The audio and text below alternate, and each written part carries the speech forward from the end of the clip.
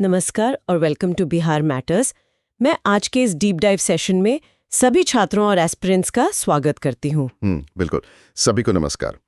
तो आज का जो हमारा विषय है ना वो BPSC, BSSC, SSC, railway, SI और टीचर एग्जाम्स जैसे सभी बिहार गवर्नमेंट एग्जाम्स के लिए बहुत ही ज्यादा महत्वपूर्ण है। हाँ, ये एक बहुत ही क्रूशल और स्कोरिंग टॉपिक है। बिल्कुल। और आज हम चर्चा करने वाले हैं बिहार के जल संसाधन, यहाँ की बाढ़, सिंचाई व्यवस्था और भूजल की स्थिति पर।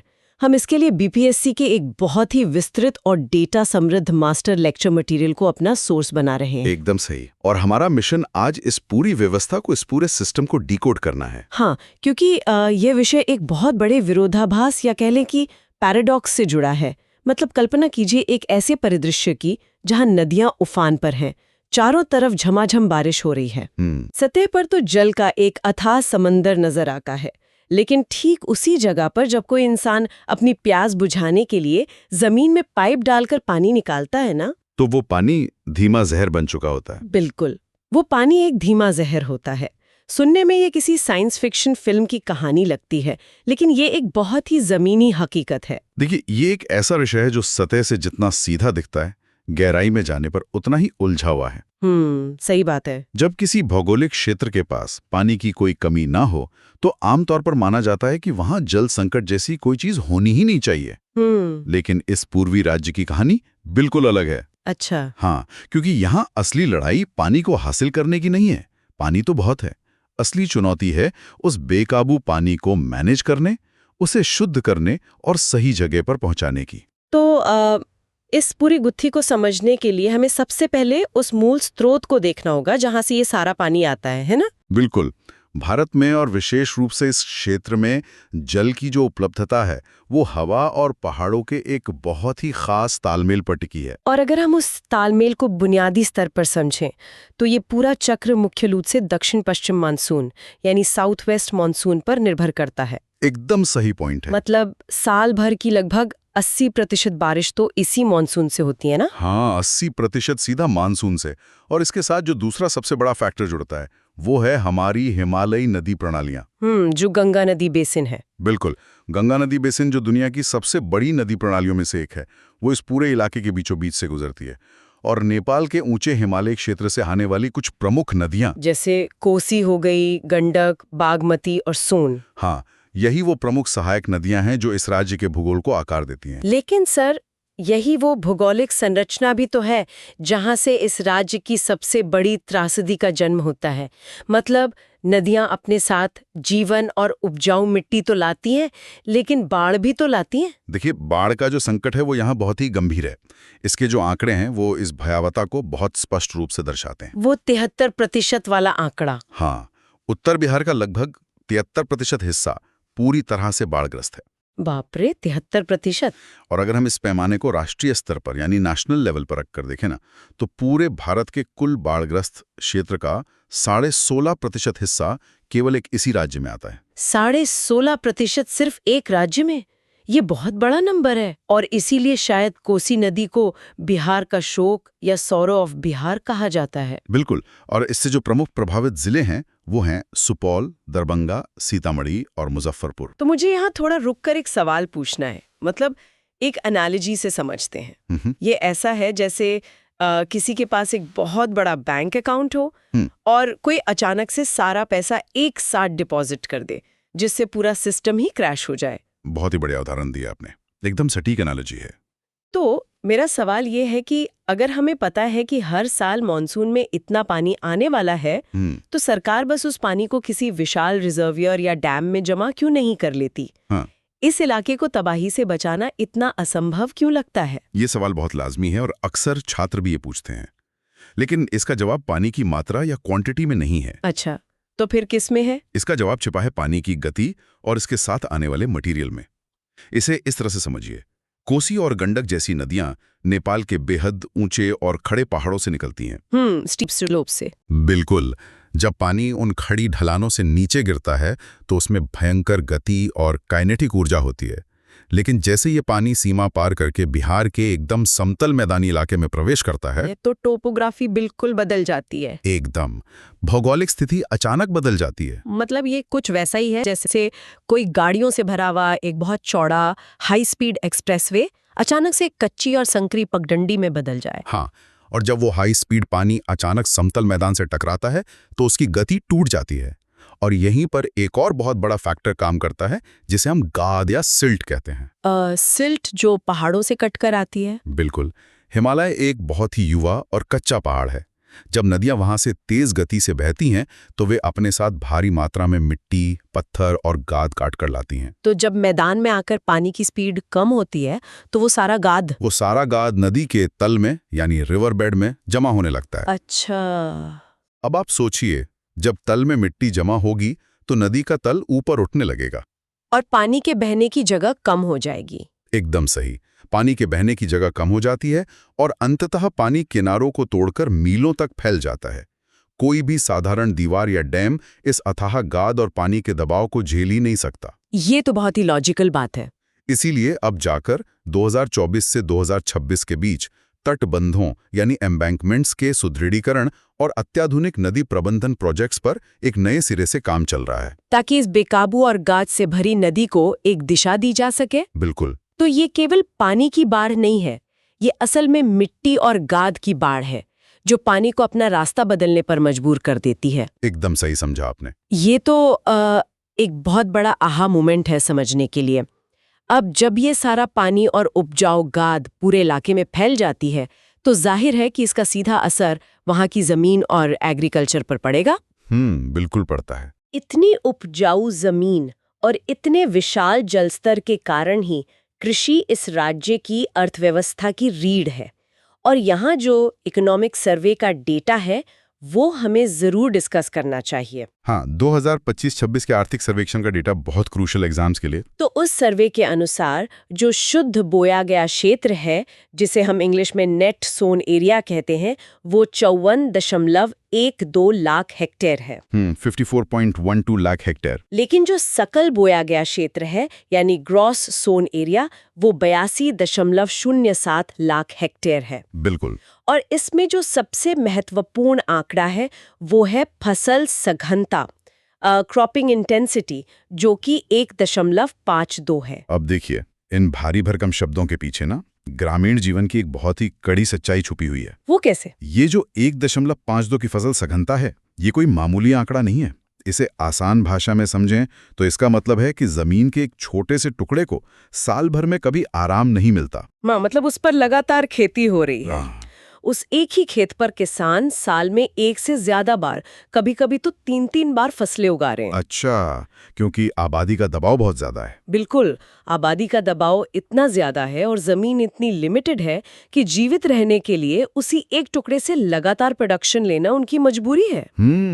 और जमीन के उस टुकड़े से लगातार फसल निकालने के लिए सिर्फ अच्छी मिट्टी तो काफी नहीं होगी, उसे लगातार पानी की भी जरूरत होगी। एकदम सही बात है। मतलब इतनी हाई क्रॉपिंग इंटेंसिटी तभी संभव है जब आपके पास 24 घंटे साल के हर दिन एक मजबूत सिंचाई व्यवस्था हो। और यहीं पर एक बहुत बड़ा विरोधाभास खड़ा होता है। वो कैसे? देखिए, सिंचाई के लिए उत्तर बिहार में गंडक प्रोजेक्ट है, पूर्वी बिहार में कोसी प्रोजेक्ट है, और तो और अंग्रेजों के जमाने की ऐतिहासिक सून नहर प्रणाली भी मौजूद है। हाँ, ये बहुत बड़े कैनाल नेटवर्क्स हैं। तो अगर इतनी बड़ी-बड़ी नहरें और नदियां मौजूद हैं तो सिंचाई का सबसे बड़ा हिस्सा नलकूपों से यानी ट्यूबवेल्स के जरिए जमीन के नीचे से पानी निकालकर क्यों पूरा किया जा रहा है? ये एक बहुत ही वैलिड सवाल है। मतलब अगर सतह पे इतना पानी बह रहा है कैनाल्स में, तो किसान लाखों रुपए खर्च करके जमीन में छेद क्यों कर रहे हैं? देखिए, इस विरोधाभास की जड़ में दो चीजें हैं, कंट्रोल और माइक्रो लेवल इंफ्रास्ट्रक्चर की कमी।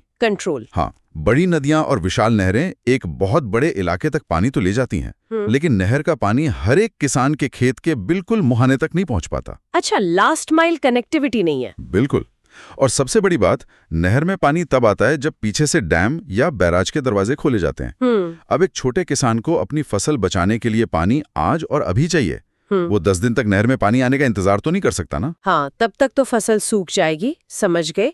यानी ट्यूबवेल किसान को समय और क्वांटिटी का पूरा कंट्रोल देता है। एकदम, उसे जब जरूरत है उसने पंप चालू किया और पानी खेत में आ गया। लेकिन इस सुविधा की एक बहुत भारी कीमत भी चुकानी पड़ी है, क्योंकि नलकूप चलाने के लिए पंप चाहिए और पहले हर जगह 24 घंटे बिजली तो होती नहीं थी। तो क्या हुआ, डीजल पंपों का एक बहुत बड़ा नेटवर्क खड़ा हो गया। हाँ, जो कि किसानों के लिए आर्थिक रूप से कमर तोड़ देने वाला साबित हुआ और पर्यावरण के लिए भी बहुत विनाशकारी था। इसीलिए अब नीतियों में एक बड़ा बदलाव देखने को मिल रहा है। आप सोलर पंप्स की बात करें। बिल्कुल, सोलर इरिगेशन पंप यानी सौर ऊर्जा से चलने वाले सिंचाई पंपों को अब आक्रामक रूप से बढ़ावा दिया जा रहा है। ये तो एक स्मार्ट सोल्यूशन है। हाँ, क्योंकि ये किसान को पानी पर कंट्रोल भी देता है और उसे डीजल के भारी खर्च से भी बचाता है। लेकिन सर एक मिनट, भले ही पंप डीजल से चले या सोलर ऊर्जा से, पानी तो जमीन के नीचे से ही आ रहा है ना। हाँ बिल्कुल। जब करोड़ों किसान साल में 3-3 फसलें उगाने के लिए लगातार जमीन के नीचे से बेतहाशा पानी खींचेंगे, तो उसका असर भूजल पर तो पड़ेगा ही। बहुत गहरा असर पड़ेगा। और यहीं से इस पूरी कहानी का सबसे डरावना और चिंताजनक हिस्सा शुरू होता है, जो dynamic ground water resource assessment 2024 की रिपोर्ट है। बहुत ही इंपॉर्टेंट रिपोर्ट है एग्जाम्स के नजरिए से भी। हाँ, वो रिपोर्ट एक बहुत ही अजीब सी तस्वीर पेश करती है। उस रिपोर्ट में 534 ब्लॉक और एक शहरी क्षेत्र यानी पटना का असेसमेंट किया गया। और उसका कंक्लूजन क्या था? रिपोर्ट कहती है कि ज्यादातर ब्लॉक सुरक्षित श्रेणी यानी सेफ कैटेगरी में है। अब इसका सीधा सा मतलब कोई यही निकालेगा कि सब कुछ ठीक है, पानी खत्म नहीं हो रहा है। और यहीं पर सबसे बड़ा धोखा है।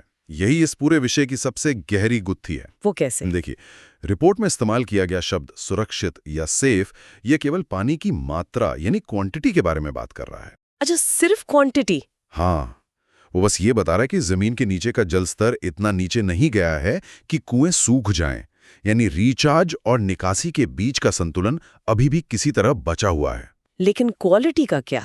वही तो बात है। वो रिपोर्ट उस पानी की गुणवत्ता या क्वालिटी के बारे में पूरी तरह से मौन है। जब हम दूसरे सेट के आंकड़ों को देखते हैं ना, जो प्रदूषण से जुड़े हैं, तो सच में पैरों तले जमीन खिसक जाती है। बिल्कुल, वो आंकड़े सच में सिहरन पैदा करने वाले हैं। छात्रों को ये नंबर्स जरूर याद रखने चाहिए। रिपोर्ट के अनुसार 20 जिलों के भूजल में आर्सेनिक का गंभीर प्रदूषण है। 20 जिलों में आर्सेनिक? हाँ, और 33 जिलों में आयरन की मात्रा खतरे के निशान से ऊपर है। 15 जिलों में नाइट्रेट का प्रदूषण है और 6 जिलों में फ्लोराइड पाया गया है। ये नंबर्स बहुत क्रिटिकल हैं। लेकिन ये तो समझ से परे हैं। मतलब सतह पर इतनी नदियां बह रही हैं, मात्रा के हिसाब से भूजल सुरक्षित है, लेकिन वो पानी जहरीला कैसे हो गया? यही सबसे बड़ा सवाल है। भूजल में ये आर्सेनिक और फ्लोराइड आखिर आ कहां से रहा है?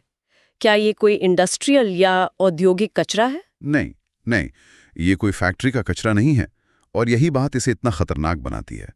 ये जहर पूरी तरह से प्राकृतिक है, नेचुरल है। हाँ, लेकिन इसे ट्रिगर हमारी इंसानी गतिविधियों ने किया है।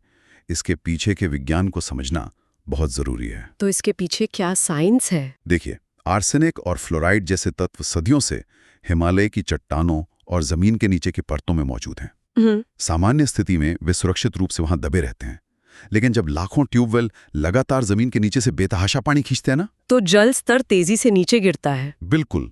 और जब जल स्तर नीचे जाता है तो उस खाली जगह में क्या भरता है? हवा। एकदम सही, हवा। जब जल स्तर नीचे जाता है तो जमीन के नीचे उन जल भृतों यानी एक्वीफर्स में ऑक्सीजन प्रवेश कर जाती है। अच्छा। और ये ऑक्सीजन उन चट्टानों और खनिजों के साथ रासायनिक प्रतिक्रिया, जिसे हम ऑक्सीडेशन कहते हैं, वो शुरू कर देती है। बाप रे! इस प्रक्रिया के कारण चट्टानों में कैद जो आर्सेनिक और फ्लोराइड है, वो घुलकर पानी में मिल जाता है। मतलब ये एक प्योर केमिकल रिएक्शन है जो इंसान की ओवर एक्सट्रैक्शन की वजह से शुरू हुआ है। बिल्कुल, ये हमारी अत्यधिक पानी निकालने की आदत का नतीजा है। ये तो एक भयानक आहा मोमेंट है। मतलब इंसान खुद अपनी प्यास बुझाने के लिए जो पानी इतनी तेजी से खींच रहा है, वही प्रक्रिया उस पानी को जहरीला बना रही है। हाँ, और सबसे बड़ी त्रासदी पता है क्या है? क्या? इस जहर का कोई रंग या स्वाद नहीं होता। मतलब पानी देखने में बिल्कुल साफ लगेगा? एकदम साफ। एक इंसान जब अपना हैंडपंप चलाता है तो बाहर आने वाला पानी बिल्कुल साफ और मीठा लग सकता है। उसे अंदाजा भी नहीं होता कि हर घूंट के साथ एक धीमा जहर उसके शरीर में जा रहा है, जो आगे चल के कैंसर या हड्डियों की गंभीर बीमारियों का कारण बनेगा। बिल्कुल। ये बहुत डरावना है। अब आप ही बताइए, जब कोई व्यक्ति ऐसी स्थिति में फंस जाए जहां उसके अपनी खेत का, उसके अपने आंगन का हैंडपंप भी उसके लिए जानलेवा बन जाए, तो वो अकेले इस संकट से कैसे लड़ सकता है? वो अकेले लड़ ही नहीं सकता। क्योंकि कोई आम इंसान अपने घर में इतना महंगा आर्सेनिक फिल्टर तो नहीं लगा सकता ना। बिल्कुल नहीं लगा सकता। ये एक ऐसा संकट है जिसका समाधान इंडिविजुअल या व्यक्तिगत स्तर पर हो ही नहीं सकता। तो फिर क्या विकल्प बचता है? जब पानी में मिला हुआ जहर इस कदर व्यापक हो जाए तो वहां सरकार को एक बहुत बड़े पैमाने पर हस्तक्षेप करना पड़ता है। एक मेगा मिशन के साथ उतरना ही पड़ता है। ये फिर केवल एक इंफ्रास्ट्रक्चर का प्रोजेक्ट नहीं रह जाता, ये सीधे सीधे एक जीवन रक्षक अभियान बन जाता है। और मुझे लगता है यहीं से इस पूरे परिदृश्य में उन विशाल सरकारी योजनाओं की एंट्री होती है जिनके बारे में हम पढ़ते हैं। बिल्कुल, यही वो योजनाएं हैं जो इस भौगोलिक अभिशाप को तोड़ने का प्रयास कर रही हैं। और इन योजनाओं का जो स्केल है ना, वो इतना बड़ा है कि सच में दिमाग चकरा जाए। हाँ, बहुत बड़े स्तर पर काम हो रहा है। जैसे केंद्र सरकार का जल जीवन मिशन, जिसे 2019 में शुरू किया गया था, इसका सीधा लक्ष्य क्या है? हर ग्रामीण घर तक नल से साफ और सुरक्षित पानी पहुंचाना, जिसे हम टेक्निकल भाषा में FHTC यानी functional house hold tap connection कहते हैं। एकदम सही। और राज्य स्तर पर इसी लक्ष्य को 7 निश्चय विकास एजेंडे के तहत हर घर नल का जल योजना के रूप में लागू किया गया है। और छात्रों को ये भी याद रखना चाहिए कि इस पूरे महाअभियान को जमीन पर उतारने की जिम्मेदारी किसकी है? हाँ, वो है लोक स्वास्थ्य अभियंत्रण विभाग यानी PHED। बिल्कुल, PHED। और देखिए, PHED का काम केवल सड़कों पर पाइप बिछाना नहीं है। तो और क्या करते हैं वो? उनका काम उस दूषित भूजल को निकालना, उसे बड़े बड़े ट्रीटमेंट प्लांट में ले जाकर साफ करना, उसमें से उस अदृश्य आर्सेनिक और फ्लोराइड को हटाना और फिर उस पूरी तरह सुरक्षित पानी को करोड़ों लोगों तक पहुंचाना है। और उन्होंने जो हासिल किया है ना, उसके आंकड़े किसी चमत्कार से कम नहीं लगते। क्या डेटा है इसका? 2025 के लेटेस्ट आधिकारिक डेटा के अनुसार राज्य में कुल ग्रामीण परिवारों की संख्या लगभग 1,67,00,000 से अधिक है। 1,67,00,000 परिवार? हाँ, और उनमें से 1,60,00,000 से अधिक घरों में नल का जल पहुंच चुका है। वाह! यानी ये 95.71% 95.71% की ऐतिहासिक कवरेज है। ये नंबर सच में अभूतपूर्व है।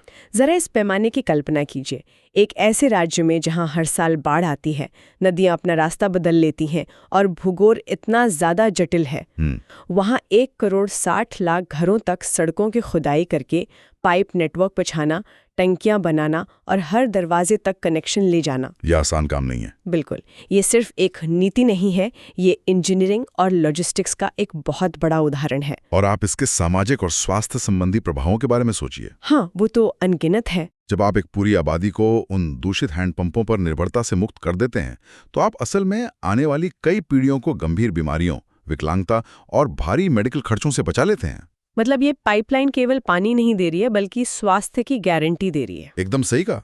लेकिन इस पूरे समाधान के साथ एक नया और बहुत बड़ा पारिस्थितिकी सवाल भी तो खड़ा होता है। कैसा सवाल?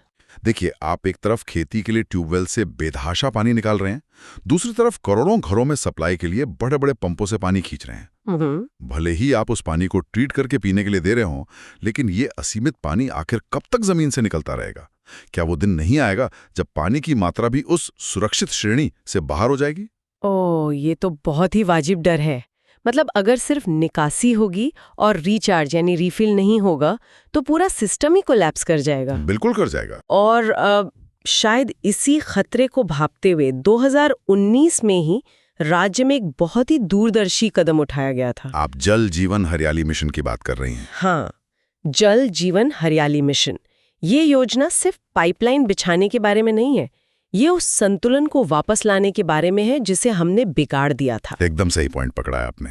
जल जीवन हरियाली का पूरा दर्शन ही प्रकृति के उस चक्र को वापस स्थापित करने पर केंद्रित है। तो इसमें मुख्य रूप से क्या काम होता है? इसमें पुराने और सूख चुके तालाबों का जीर्णोद्धार किया जा रहा है। हाँ। नए जल निकाय बनाए जा रहे हैं। बड़े पैमाने पर वृक्षारोपण हो रहा है। हाँ। और रेन वाटर हार्वेस्टिंग को बिल्डिंग्स के लिए अनिवार्य बनाया जा रहा है। अच्छा, ताकि बारिश का पानी बर्बाद ना हो। बिल्कुल। इसका विज्ञान बहुत सरल लेकिन बहुत प्रभावी है। जब बारिश का पानी या बाढ़ का पानी इन तालाबों और जल निकायों में जमा होता है ना, तो वो धीरे धीरे रिस कर जमीन के नीचे जाता है। और इससे जो हमारा भूजल है वो नेचुरली रिचार्ज होता है। ये ग्राउंड वाटर को रिचार्ज करने का सबसे बेहतरीन तरीका है। यानी एक तरफ हर घर नल का जल योजना लोगों को आर्सेनिक मुक्त सुरक्षित पानी पिला रही है, और दूसरी तरफ जल जीवन हरियाली मिशन ये सुनिश्चित कर रहा है कि जमीन के नीचे का वो पानी का बैंक अकाउंट कभी खाली ना हो। बिल्कुल। और ये दोनों मिलकर भविष्य के लिए एक सस्टेनेबल और स्थायी मॉडल खड़ा कर रहे हैं। तो इस पूरी चर्चा को अगर हम एक बड़े नजरिए से देखें तो ये बात बिल्कुल स्पष्ट हो जाती है कि ये विषय केवल पानी की कहानी नहीं है। नहीं, ये उससे कहीं बड़ा है। ये इस बात का एक क्लासिक उदाहरण है कि 21वीं सदी में असली चुनौती संसाधनों का होना या न होना नहीं है, बल्कि उनका सही प्रबंधन है। एकदम सही। ये भूगोल के उस विरोधाभास की कहानी है जहां एक ही प्रकृति आपको बाढ़ के रूप में असीमित पानी भी देती है और भूजल के रूप में धीमा जहर भी। और इस चुनौती से पार पाने के लिए भारी इंजीनियरिंग, गहरी वैज्ञानिक समझ और एक बहुत ही मजबूत राजनीतिक इच्छा शक्ति की जरूरत होती है, जो कि हमें इन मेगा मिशंस में देखने को मिल रही है। बिल्कुल। तो आज हमने इस सेशन में देखा कि कैसे हिमालय से उतरी नदियां समतल मैदानों में गाद के कारण तबाही मचाती हैं। हमने ये भी समझा कि कैसे जमीन के एक छोटे से टुकड़े से लगातार फसल लेने की मजबूरी ने ट्यूबवेल की बाढ़ ला दी।